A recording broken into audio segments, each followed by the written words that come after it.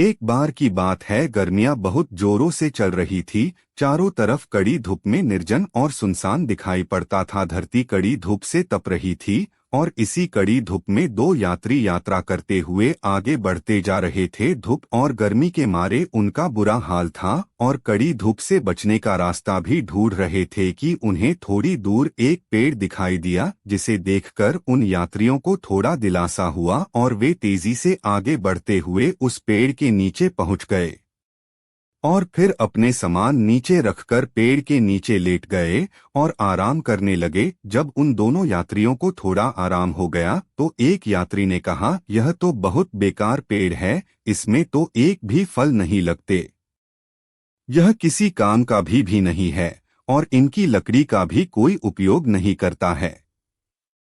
यह बात सुनकर दूसरे यात्री ने कहा, भले ही पेड़ पुराना और बुढ़ा हो गया है, लेकिन आज भी इस तपती धूप में लोगों को छांव देता है। यदि यह पेड़ नहीं होता तो आज हम लोग धूप और गर्मी से बेहाल भी हो सकते थे, लेकिन धन्य है यह वृक्ष जो हम लोगों को इतना काम आता है और फिर भी तुम इसकी बुराई करते हैं। बात सुनकर उस व्यक्ति को समझ में आ गया है कि जरूरी नहीं कि पेड़ पर फल लगे तभी यह हमारे काम का हो सकता है, इसके अलावा भी हमें इन पेड़ों से कई फायदे होते हैं।